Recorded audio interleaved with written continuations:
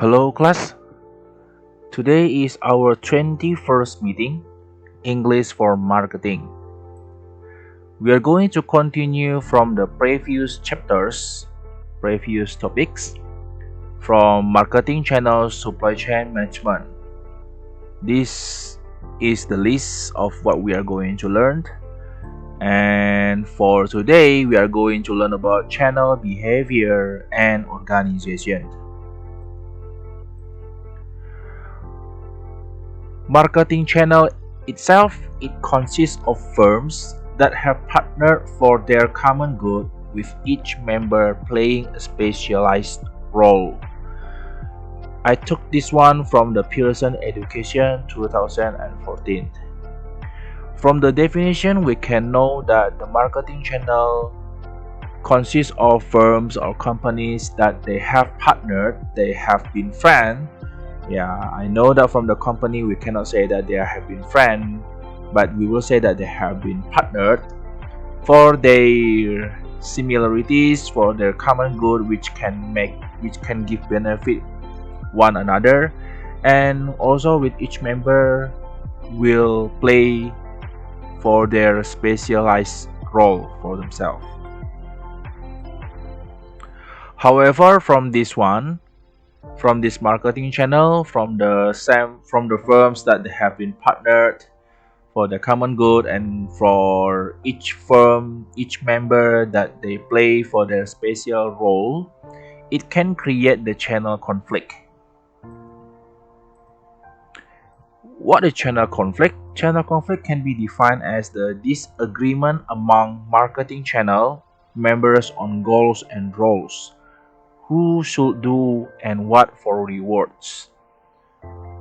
It can be simply said that, of course, when some firms that they have to partner, and then they have to, of course, they have their own intention, they have their own aim, purpose to reach what they want, to gain more benefit. Sometimes it can create the conflict, even not only from the different firms, sometimes also come from the same members or the same companies, maybe from the workers itself. However, it is said that the marketing channel members on goals and roles, so probably they have different perception about the goals and also the roles, who should do and what for the rewards. The channel conflict itself, it is subdivided or divided into horizontal conflict and also vertical conflict. For the horizontal conflict, it means that the conflict among the channel partners belonging to the same level, for example, issues between two or more stockists or retailers, or different territories, on the grounds of pricing or manufacturers' biases. I took it from Pregi and http the investor's book, channel conflict HTML.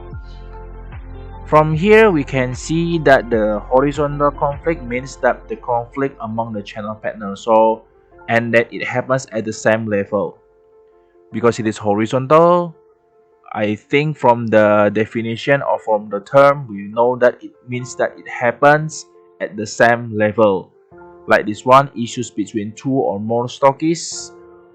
So they have been like a conflict among the stockists. So one stockist versus another stockist, and so on. And also like retailers, here means that there have been some issues or some conflict between the retailers. We also have what we call as vertical conflict. Vertical conflict means that the channel partner belonging to a higher level enters into a dispute with the channel member of a lower level, or vice versa. So here, compared to the horizontal conflict, vertical conflict will more concern for the conflict from the upper to the lower, and also vice versa. So it can be also from the lower level to the higher level. For example, channel conflict between the dealers and retailers or wholesalers and the retailers. This is one of the example. I took it from the same website too. Let's say Samsung.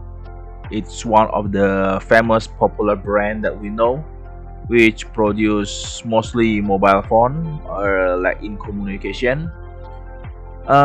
This product sold in India, one of the Asian country, big country with the big population also.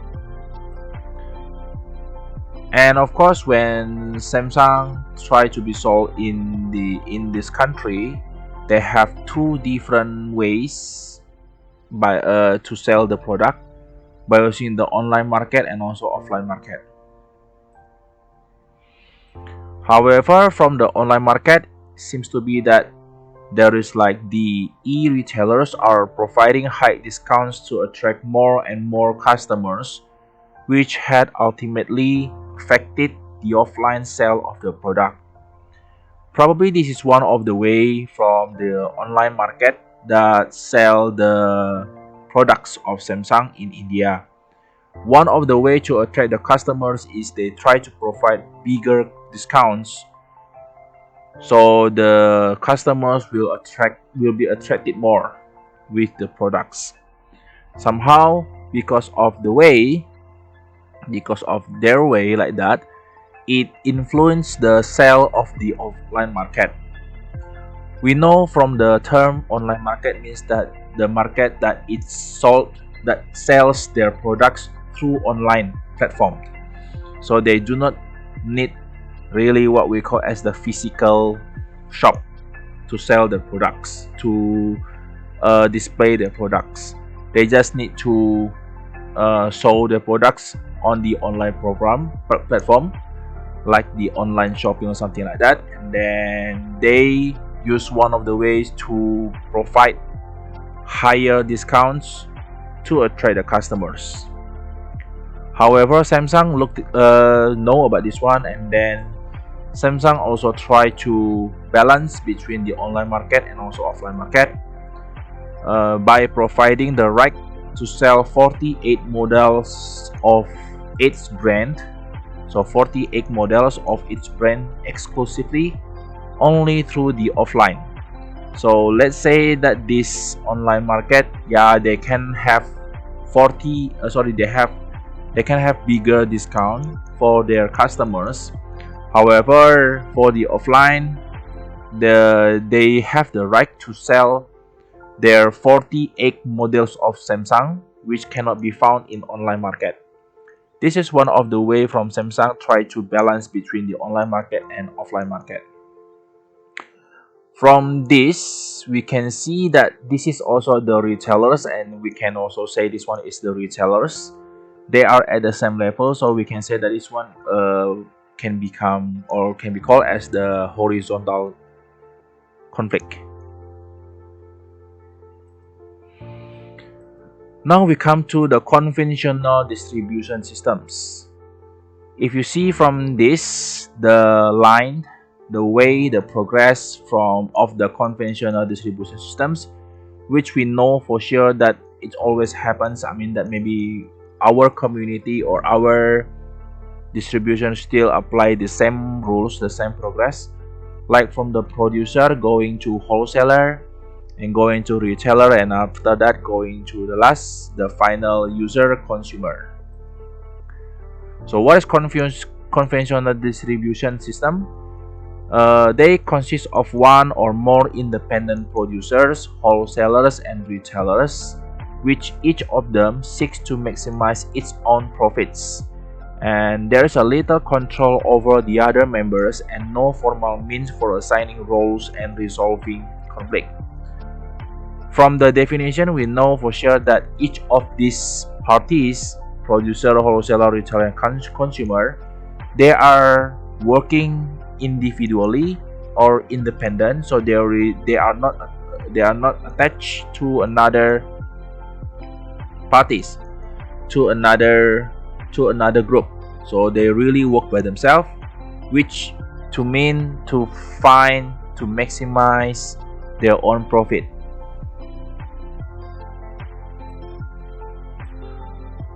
For the example, it's just like the supermarket, which quite happen often in our area. The supermarket will buy the product from the different wholesalers.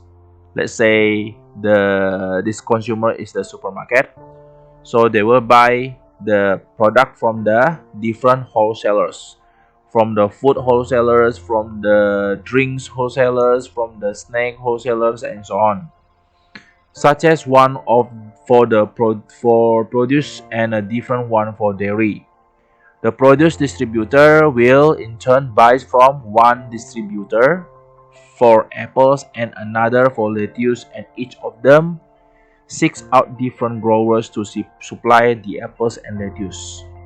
Please pay attention here, which means that whether the supermarket will just contact one wholesaler for the food, for the general food. So the wholesaler, the agent that will sell all types of food. But then they of course they cannot provide everything. The wholesaler itself will contact another one again, which will provide, let's say, fruits and food. And then the fruit also later will contact to the agent who provide the real fruits that we want. Here take example for the apples. And of course for the food provider, probably they do not provide fruits, but they provide like vegetables like lettuce. So they will try to find anyone who sell it, and then like said that each of them of course seek out different growers to supply the apples and lettuce. Just now we have learned about the conventional one. Now we go to the vertical marketing system. For the vertical marketing systems, if you see from here, producer, wholesaler, and retailer, all of them seems to be in one container. So they are in one group, or let's say that they are attached together. There are no like individually or independently like the one in conventional. And for the final users, of course, they will send to the consumer. And then the real definition from the vertical marketing system is the distribution channel structure in which producers, wholesalers, and retailers act as a unified system. So they are all together as one unity. One channel member owns the others, has contracts with them, or has so much power that they all cooperate. So these three, they have one another, and they also kind of like they have the contract. So the producer will always need the wholesaler, and the wholesaler also need the producer. They have the contract tightened or bound among them, and or has so much power that they all cooperate. Of course, when they all cooperate, it means that they also have so much power then, which later will be sent to the final user, consumer. For example, Starbucks coffee. Starbucks is one of the best known examples of vertical marketing because they control everything through their ownership. Most of the coffee farms and all of the coffee roasters, distributors, warehouse, and retail outlets that later will result in the final product. So which means that this all is controlled by one, which is like Starbucks. So Starbucks have their own coffee farms, which later they also will have their own coffee roasters, and then they also have their own distributors, warehouse, and retail outlets. So they all done it in the process below the name of Starbucks. They do not cooperate with some other companies which only run for the distributors, for example. So they have their own farms, they have their own coffee roasters, they have their own distributors, and they also have their own warehouse. Somehow, by using this one, in my opinion, it can decrease your costs because you have your everything. I mean that you do not need to pay somebody else to deliver your product because you have your own distributor, which means that you really can save your money, and it can really um, gain more, I guess, because you can really press your costs for the cup of coffee. Now we come to types of vertical marketing systems. For the type of vertical marketing system, we have here vertical marketing systems. It is subdivided into three: corporate vertical marketing system, we call it VMS, and then there's contractual VMS and administered VMS. From the contractual VMS, it's divided into another three again: manufacturer sponsored retailer franchise system, manufacturer sponsored wholesaler franchise system, and service firm sponsored retailer franchise system. What are they? Here we are.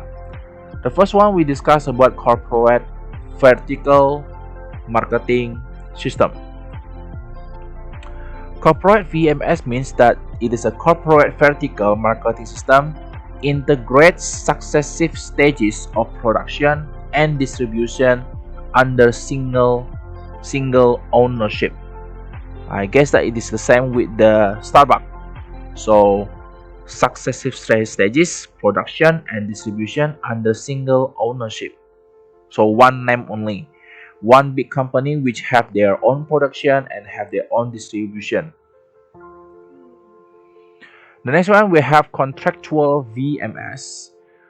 It consists of the independent firms at different levels of production and distribution who join together through contracts to obtain more economies or sales impact than each could achieve alone.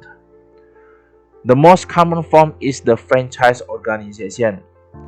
So the firms have the different levels of production and distribution, and then they all join together through the contract. Yeah, maybe that's why the term becomes contractual then. And the purpose is to gain more economies and sales impact than each could achieve. The big example for this one is the franchise organization. The next one we have administered vertical marketing system. It's a system that has a few dominant channel members without common ownership. So the leadership comes from the size and power. This one is quite the same with the first one, the first type of VMS.